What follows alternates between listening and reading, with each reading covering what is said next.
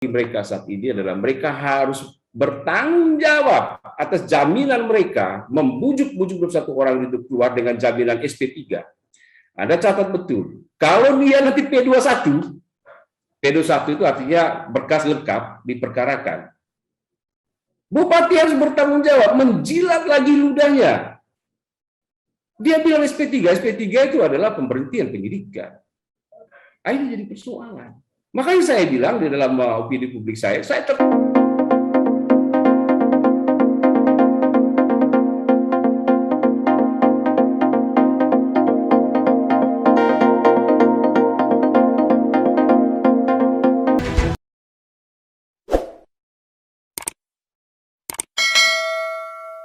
viral, lebih khususnya di Manggarai Barat, di mana terjadi penangkapan dan penahanan terhadap 21 orang di Manggarai Barat, di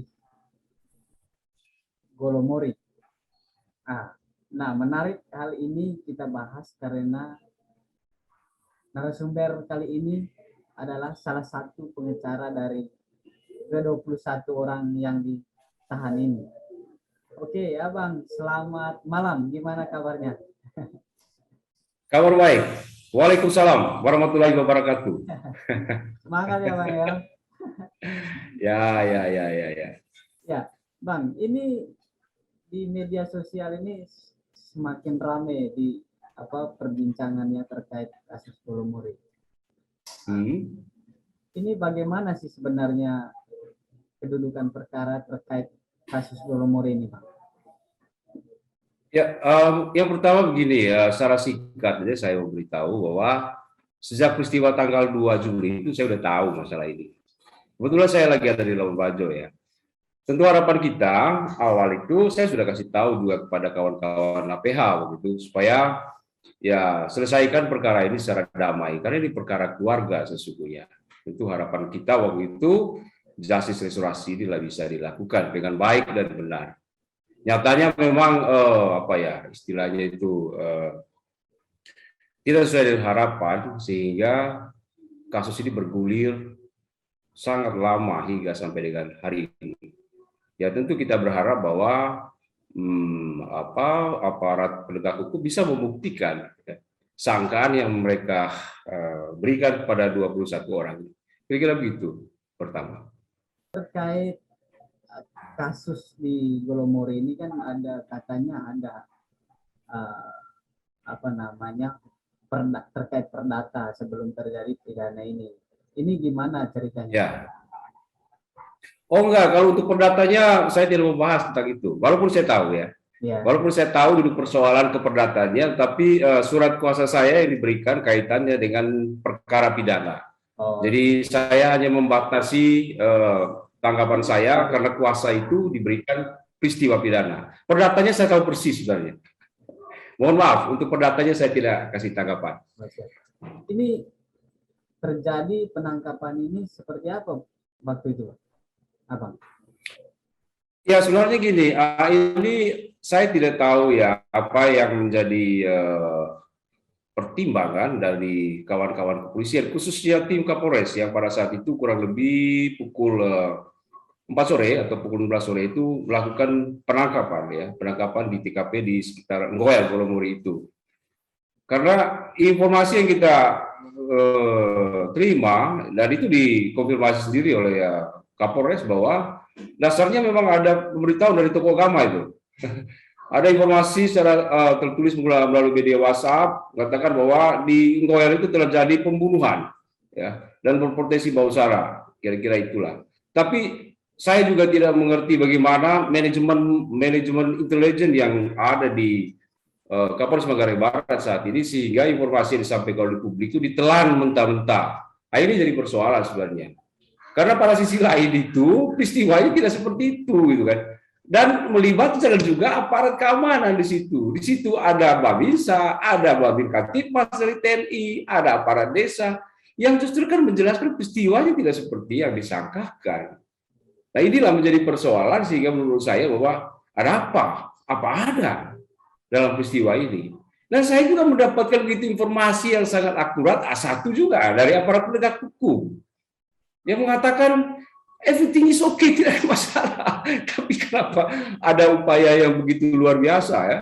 Ya itu saya kira mungkin kaitannya dengan peristiwa tanggal 2 sore hari. Oh, jadi ada pemberitahuan bahwa terjadi apa ya, peristiwa pembunuhan di sana ya, Ya, sehingga Kapolres dan apa namanya anggotanya jajarannya. turun ke lapangan ya. Ya. Tapi Dan yang menjadi begini, saya tambahin sedikit itu.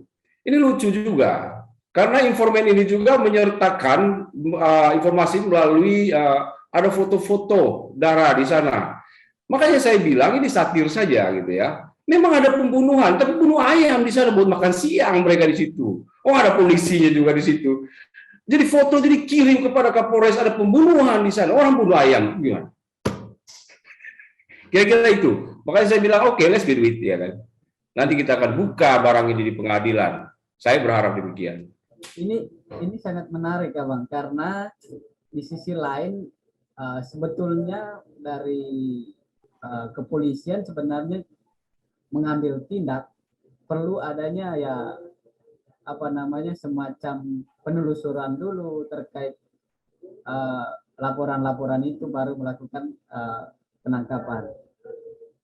Ini kan sudah bergulir sampai berbulan-bulan, penahanannya sampai hampir 3 bulan ya, 3 bulan lebih. 3 bulan lebih ya. Menurut kacamata Abang terkait hal ini, penahanan ini sampai berbulan-bulan, namun belum sampai pada titik terang bahwa bukti-bukti yang apa namanya yang disangkakan kepada 21 ini bagaimana menurut Abang? Jadi gini, karena itu ruang hukum acara pidana yang memungkinkan itu terjadi, tentu kita harus hargai, ya kan? Tentu kita harus hargai. Memang ada dasar hukum ya penahanan itu dalam kurun waktu tertentu. Makanya kemarin pada saat saya pulang ke Labuan Bajo, ya kita meeting dengan tim penasihat hukum, kita juga koordinasi dengan kawan-kawan penyidik, kemudian kejaksaan, untuk mendorong kalau berkasnya sudah cukup ya dorong saja ke pengadilan toh. Nah, ini persoalannya sehingga kita sangat berharap sekali kawan-kawan ini ya tentu memang ruang acara itu ada untuk itu gitu ya. Bukan saja dari sisi penahanan bahkan kaitannya dengan sifat ketersangkaan seseorang itu ya dimungkinkan secara hukum acara pidana itu bertahun-tahun Pak. Itu ada memang kayak gitu. Misalnya begini saya ambil contoh. Peristiwa ini nanti ya begitu misalnya P19 bolak-balik dan seterusnya kira-kira status mereka itu masih tersangka gitu kan.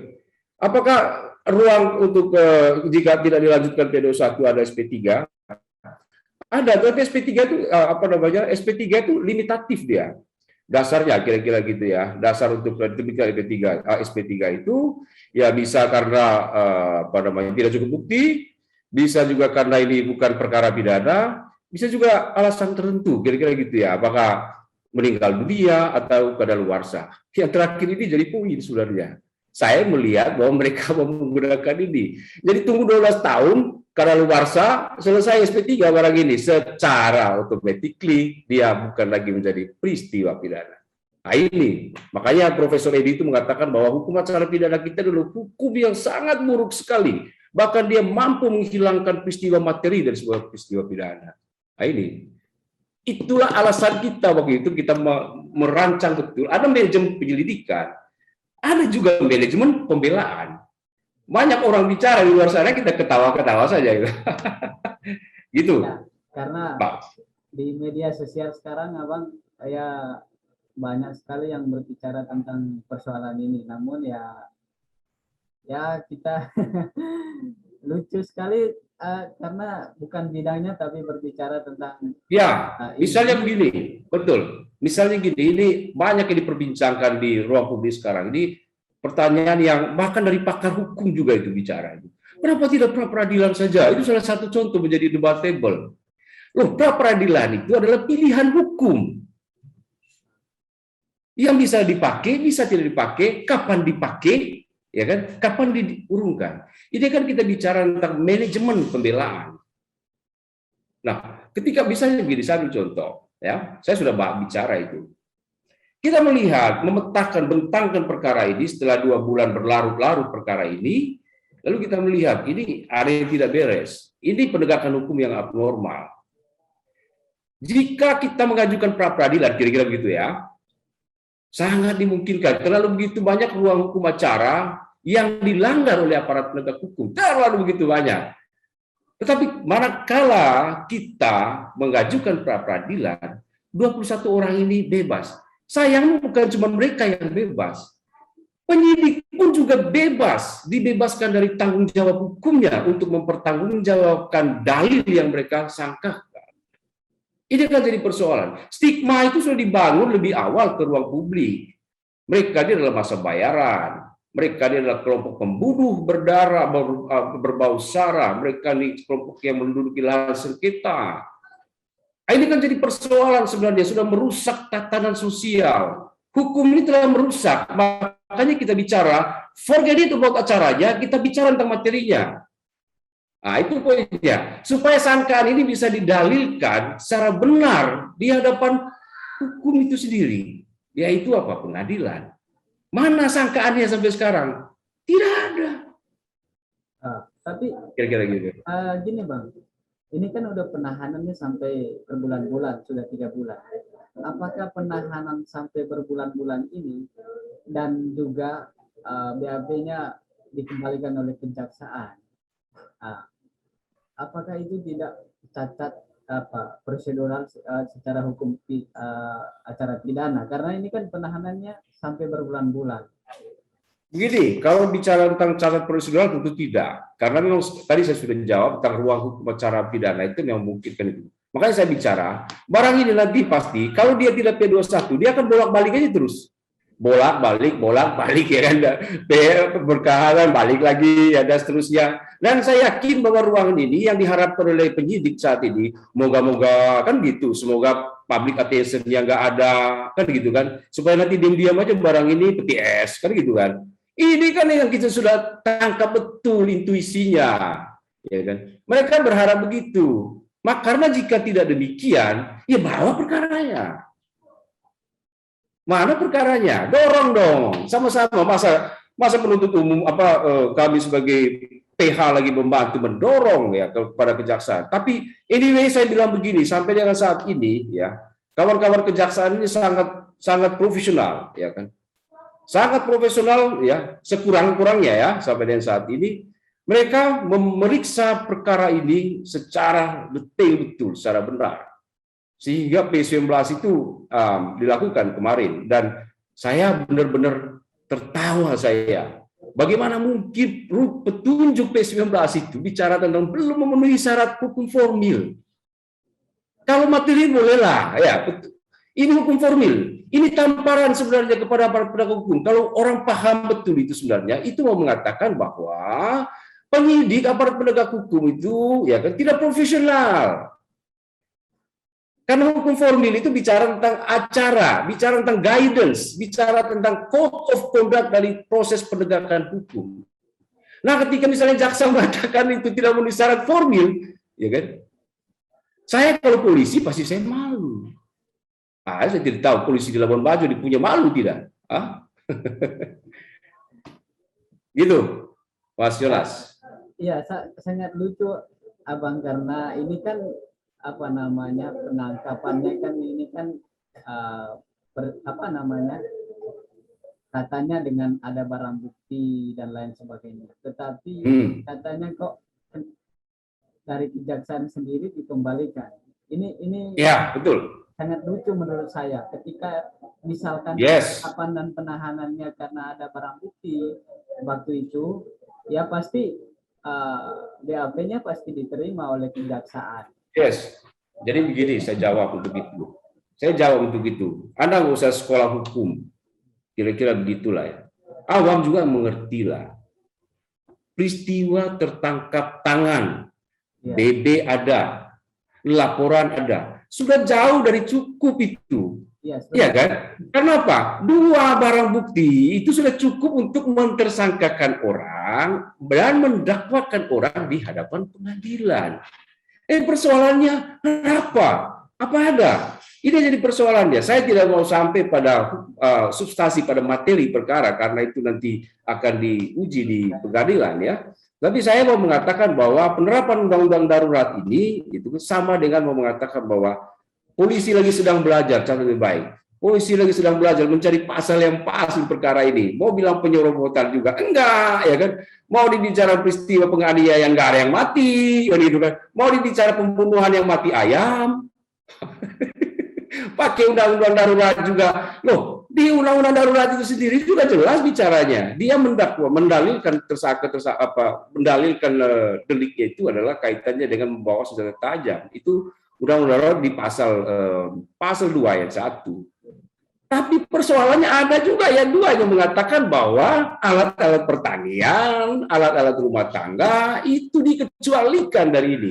Bagaimana dia membuktikan bahwa ayat 2 itu adalah bukan yang dalam peristiwa perkara ini? Berat bagi mereka. Makanya saya bilang oke lah, kalau kamu tidak sanggup jujur saja toh. Gitu, Pak Yonas. Ya Bang, ada beberapa hari Bupati Manggarai Barat dan Bupati Manggarai Tengah dan juga wakilnya masing-masing hadir di dalam kasus ini untuk melakukan penangguhan. Ini bagaimana melihatnya, Bang, terkait hal ini? Kehadiran Jadi gini, pertama sebelum tanggal 2 ya. Sebelum tanggal 2 itu kan 2 hari sebelum tanggal 2 itu kan Wakil Bupati Manggarai Barat ada Labuan Bajo, kira-kira gitu ya. Kemudian mengkomunikasikan untuk melakukan kunjungan. Harus diingat, betul, saya memberitahu kepada Wakil Bupati. Anda sudah menyampaikan di ruang publik itu 1 hari sebelum itu bahwa kunjungan saya adalah dalam rangka kemanusiaan. Bukan saya yang ngomong, itu ada di publik itu. Bupati jelas mengatakan itu, gitu kan. Tetapi kemudian sebelum tanggal 2 itu, ya mereka juga meminta tanggapan, berkomunikasi dari kita. Tentu kita membentangkan persoalannya dan pilihan-pilihannya juga, ya. Kemudian situasi kita kasih saran. Misalnya begini, mereka mau bicara tentang penangguhan. Enggak usah turun itu Bupati soal penangguhan. Kapolres tanggal 28 itu minta mau menangguhkan mereka. Ini fakta, bukan saya yang bicara. Mereka itu tanggal 28, tanggal 28 kurang lebih kira-kira tanggal 28 gitu. Itu Kapolres mengunjungi mereka di ruangan tahanan. Nah, ini ngomongnya gini, bagaimana? Udah kangen sama keluarga, anak istri? Kangen, Pak, dan segala macam. Oke, kalau begitu saya akan mau menangguhkan tahanan kami. Mereka jawab begini, ya kan? Kami tidak mau keluar dari ruangan ini, dari tahanan ini, sebelum perkara kami diperkarakan secara martabat di pengadilan. Itu bahasa mereka. Mereka minta diadili kok, gitu kan? Itu bukan bahasa penegak hukum, bukan bahasa penasihat hukum. Bahwa kita memberi saran, membentangkan, iya, tugas sebagai PH itu adalah memberikan advokasi, advice, pilihan dia. Begini, begini, begini, begini. Mereka yang memutuskan.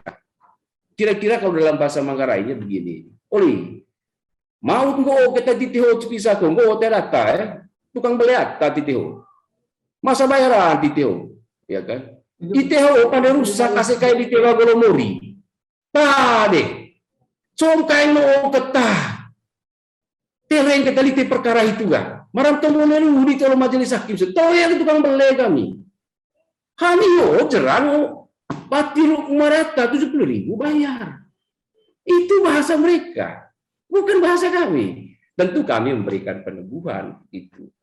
Saya benar-benar tidak mengerti juga bagaimana. Menurut saya bahwa yang disampaikan yang dilakukan oleh kedua pemimpin daerah kita ini, ya tentu mencederai proses hukum, sangat mencederai proses hukum.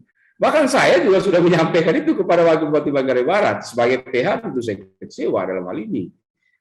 Anda sudah mengintervensi proses hukum. Dan ini presiden buruk. Catat itu baik. Ini presiden buruk dalam proses penegakan hukum di Manggarai Barat, gitu kan. Itu baru satu soal. Soal yang kedua, saya sudah ingatkan itu kepada kedua bupati itu. Saya WA. Saya bilang apa? Bapak Bupati, keren tua, itu saya lakukan titik. Kira-kira saya bilang gitu. Polisi ini main 2 kaki pada saat ini. Jelas saya ngomong gitu. Ada bukti WA-nya. Apa yang saya maksud main 2 kaki? Saat ini berkas perkara sudah dilimpahkan kejaksaan. Mereka meminta kami, ya kan, untuk menangguhkan tahanan mereka. Nanti SP3-nya itu menyusul. Loh, kami punya intuisi hukum. Loh, bagaimana hukum main dua kaki? Kalau berkas bawa aja dong, ke SP3, SP3 saja kan gitu kan. Kita sudah ingatin itu kepada kedua pemimpin daerah ini. Nah, jadi persoalan bagi mereka saat ini adalah mereka harus bertanggung jawab atas jaminan mereka, membujuk-bujuk satu orang itu keluar dengan jaminan SP3.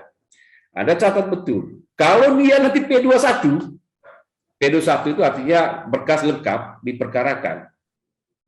Bupati harus bertanggung jawab, menjilat lagi ludahnya. Dia bilang SP3 itu adalah pemberhentian penyidikan. Ini jadi persoalan. Makanya saya bilang di dalam opini publik saya tertawa betul itu.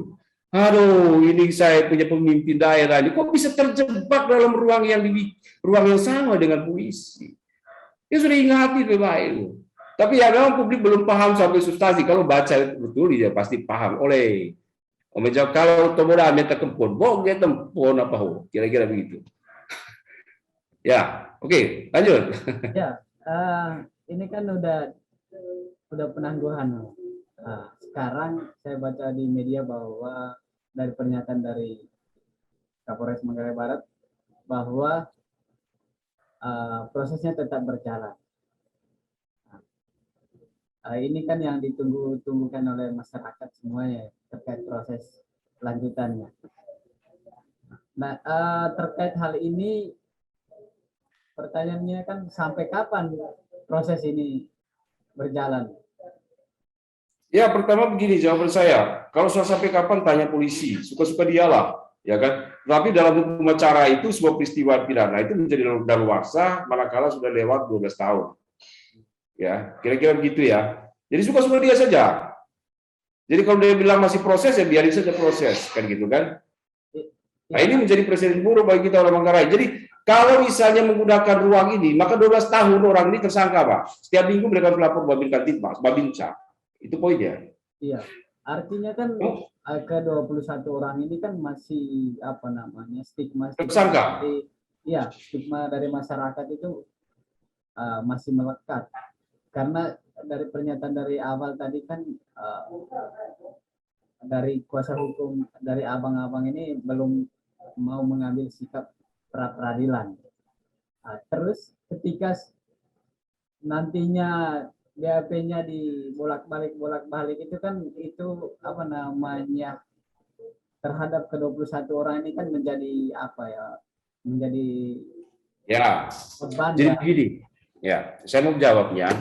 Kami bukan berarti para posisi tidak mengambil pra peradilan. Belum menggunakan pilihan pra peradilan. Apakah kami nanti mau menggunakan pilihan pra peradilan? Ya nanti kita lihat toh. Ya, kira-kira begini. Karena jawabannya gini. Sekarang masih itu yang dibicarakan tentang pra peradilan itu. Jadi kira-kira begini jawaban saya. Tanggal 27 kemarin itu kan berkas dilimpahkan kepada penyidik. 14 hari setelah itu kurang lebih tanggal 10 ya. Ya toh? Nah, nanti kita lihat ya kan. Kalau P21 ya nggak ada gunanya pra peradilan. Kan begitu. Kan perkara pokoknya kan sudah dinyatakan P21 ya berarti kan tidak bisa lagi kita pra peradilan perkaranya. Tapi kalau dia P19 aja, saya mau lihat dulu polisi itu masih ada buka nggak gitu. Jujur ya, saya mau kasih tahu kepada publik ya, kan itu diminta untuk PP dari awal. Karena kalau kita membuat PP barang ini, bebas 21 orang ini, bebas juga polisinya. Sama-sama bebas mereka. Persoalannya, tadi pertanyaan soal masalah tentang stigma itu ya. Ya, itu juga yang saya bicara melalui opini publik itu. Para kedua bupati ini, ya kan. Menurut saya penangguhan mereka itu, saya terima kasih mereka menjaminkan. Kalau penangguhan itu bukan karena upaya pemimpin bupati bukan, ya. Tapi mereka menjaminkan dirinya sebagai jaminan, ya, atau mungkin uang dan segala macam itu. Ya tentu kita terima kasih pada pemimpin untuk itu gitu ya. Saya kira itu. Ya. Kalau nanti lalu kaitannya kalau misalnya perkaranya itu P21 dilimpahkan, ya saya juga minta pula bupati itu ya mempertanggungjawabkan apa yang dibilang SP3 itu. Kan itu janji muluknya kepada 21 orang ini kan, gitu kan. Kita mau lihat dulu itu. Yang berikutnya adalah bahwa jangan cukup dengan itu. Hak ekonomi mereka 3 bulan itu tolonglah. Ini bicara tentang hak asasi manusia. Kompensasi untuk mereka bagaimana? Itu bagian dari manajer. Kenapa kita itu menghitung betul itu? Ya kan? Supaya sekali jalan barang ini. Iya, maksud saya tadi arahnya Demikian halnya dengan rehabilitasi nama baik. Gimana? maksud Gimana? saya arahnya ke situ tadi ya, Abang, terkait apa ekonominya selama 3 bulan ini penahanan, terus Ini ya. nama baik dan lain sebagainya, kan itu Oke. kan diperhitungkan oleh Beginilah. negara. Ya, begini saja. Saya jawab. Saya ini kan seorang lawyer yang orangnya nggak mau tutup-tutup, buka-bukaan saya. Ya. Dalam proses diskusi kami dari tanggal 27 September sampai dengan tanggal 1 Oktober ini hari itu, salah satu materinya tentang ini. Jujur saja kita bicara. Kita bicara tentang kompensasi. Bahkan dari penyidik itu, dari kepolisian nanya, kira-kira berapa jumlahnya. Saya bilang, lu hitung aja sendirilah. 21 orang itu 3 bulan di sana. Kalau 70 hari mereka, 70.000 mereka bekerja setiap hari, ya kurang lebih sekitar 200 juta lah. Lalu siapin kasih kepada mereka. Tapi pendekatannya perspektif budaya. Oh, Ya, Hambor. Nah, artinya di sini sempat dari apa namanya pihak kepolisian mempertanyakan hal itu ya. Mereka bertanya kepada kita kasih tahu. Saya tidak mau mentransaksionalkan persoalan berapa duitnya, tapi lu hitung sendiri, kira-kira gitu ya. Kira-kira kalau orang itu kerja 70.000 per hari, kenanya berapa? Hitung-hitungan kita taruhlah 200 juta, kurang lebihnya begitu, ya. Tetapi kan ini dan sudah confirm. Saya bilang caranya ini saya mau bicara sebab itu karena oke, kita selesaikan dulu proses hukum ini, baru nanti kita bicara tentang rekonsiliasi, kita bicara tentang rehabilitasi, kita bicara tentang kompensasi. Tapi selesai dulu peristiwa hukumnya. Kalau tidak ada perkara SP3, baru kita bicara 3 tahap ini. Bahkan dalam cara saya berpikir itu begini, kita sedikit bikin improvisasi, restorasi justice ini dibikin improvisasi sedikit dalam perspektif budaya. Sama saja sebenarnya itu.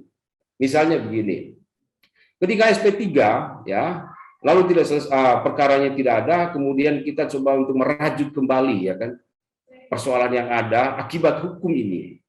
Ya, rekonsiliasi artinya kita harus rekonsiliasi dengan wilayah di Golomori.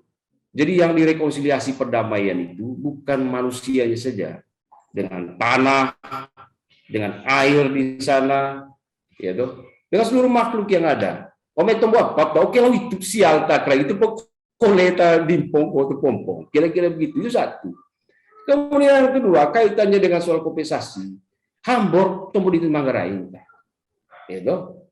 Wan lau tuak, beli tuak tombo, oi dah calang dami ulu dan seterusnya. Hola pen tombo uang tadi. Kalau tidak, berapapun jumlahnya kamu bicara, kasih kepada mereka. Ini kita bicara tentang mengobati luka. Setelah itu kita rekonsiliasi, kita berdamai semua. Tidak ada lagi kebencian antara satu yang lain. Tidak lagi permusuhan antara satu. Urusan keperdataannya nanti tadi pertanyaan itu, biarin aja keluarga ngurus sendiri, toh. Mereka ini karena di kakak, ya kan? Selesaikan saja dulu urusan keluarga. Tapi dengan masyarakat di sana, kita bangun komunitas yang baik supaya apa? OP di kemudian hari nanti jangan karena perkara ini rajutan persaudaraan kita menjadi rusak. Ini sebenarnya goalnya. Hukum ini telah merusak peradaban tatanan sosial kita itu sebenarnya. Sehingga kita berusaha agar hukum ini juga harus memperbaikinya. Nah, disinilah intuisinya tidak masuk di dalam cara berpikir kedua pemimpin kita ini. Nah, tentu kami bilang gitu. Ya kan? Pandai lurus. Ya, semua nggak tahu lurus. Gimana? Terkait penangguhan ini, Abang, apakah ada apa namanya semacam komunikasi dulu dari misalkan antara apa PH-nya dengan mereka ke-21 orang ini dengan para pemimpin-pemimpin sebelum melakukan ini penangguhan ini? Apakah ada Ya, oh tidak ada, tidak ada. Bahkan saya mau menjelaskan peristiwa yang dramatis berdasarkan testimoni yang disampaikan oleh kedua tersangka ini. Kami sama sekali tidak beritahu tentang peristiwa ini. Kami mengetahui peristiwa ini setelah, ya kan, setelah mereka ditangguhkan, kira-kira begitu ya. Kecuali kalau tiga orang yang dari Mabar itu saya yang kontak langsung dengan kawan-kawan di kepolisian supaya memperlakukan mereka, udahlah sama aja kan gitu kan. Saya menjelaskan juga kepada tiga tersangka ini yang dari Manggarai Barat, saya bilang, harus 18, dapat apa guys, neta, kira-kira gitu toh.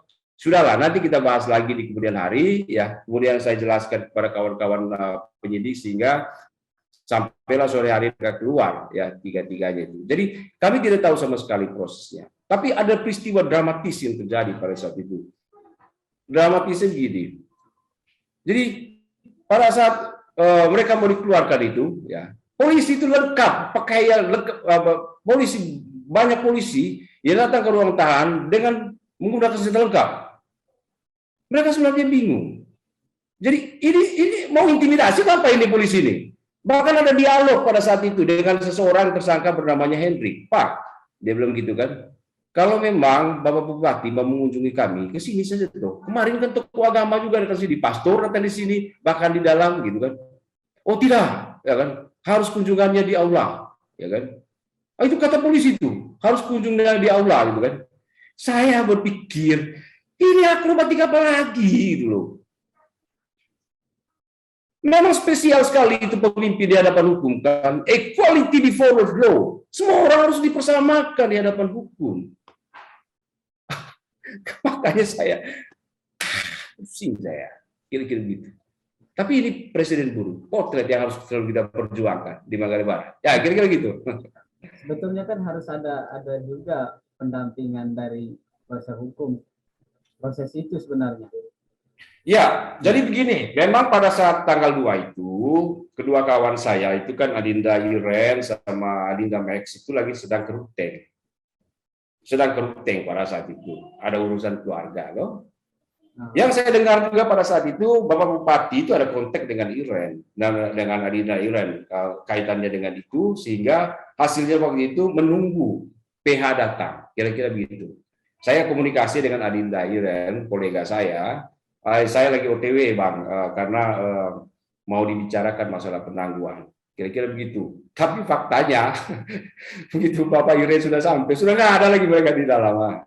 Nah, kira-kira gitulah. Makanya kita mengatakan bahwa memang tidak ada pembicaraan, Pak. Kita juga tidak tahu bagaimana lobby-lobby lah. Saya menggunakan bahasa lobby-lobby aja ya. Saya tidak tahu diksi yang lain yang begitu. Lobby-lobby kedua bupati dan wakil bupati dan Kapolres gitu kan. Dalam ruang apalah namanya itu, ruang sunyi senyap ke, ruang Kapolres, ruang Kapolres ke. Pokoknya hasilnya itu aja gitu kan. Ya, begitu Mas Yonas. Ya, kita berharap sih sebenarnya bukan hanya kita tapi masyarakat semuanya, lebih khususnya keluarga dari ke-21 ini supaya secepat mungkin masuk di di persidangan terkait persoalan ini. Abang, ini kita di ujung diskusi. Apa harapan dan apa yang mau dilakukan ke depannya dari abang-abang yang dalam pendampingan? Ya, pertama begini, sampai saat ini surat kuasa kami belum dicabut oleh ke-21 orang ini. Kami masih menjadi kuasa hukum dari mereka. Ini juga untuk menjawab ada perdebatan liar ya oleh pakar hukum di luar ruang publik ini. Kami tetap menjadi kuasa hukum dan mereka masih mempercayakan seluruh perjuangan yang kami lakukan. Upaya yang kita lakukan ke depan ini tentu saja kalau di AP21 ya kita akan mendampingi mereka di ruang pengadilan. Kemudian kalau misalnya nanti P19 lagi tanggal 10 ini, kita sedang memperhitungkan soal apakah kita mau pilih itu soal upaya lain, ya upaya lain. Saya sebut saja upaya lain ya, supaya orang penasaran lah apa lagi di upaya lain kan gitu toh. Nah, gitu. Saya tidak mau nyebut pra peradilan gitu kan, sudah terlalu tafsiran terlalu luas. Pokoknya kita melakukan upaya, banyak upaya itu bisa kita lakukan. Karena satu lagi closing saya, karena pengaduan kami ke Propam Mabes Polri itu lagi sedang diperiksa ya, lagi sedang dilakukan penyidikan oleh Propam Mabes Polri melalui Polda ya. Dan saat ini sedang ini juga saya berharap bahwa publik harus membantu memperhatikan itu, memberikan atensi supaya itu, gitu kan. Jadi kalau misalnya pengaduan saya itu tidak usulnya tidak cukup, tentu Propam tidak melakukan memberikan SP2HP2 kepada saya. SP2HP2-nya sudah saya ada kegiatan di lapangan pemeriksaan oleh 2 Propam dari Polda NTT. Begitu.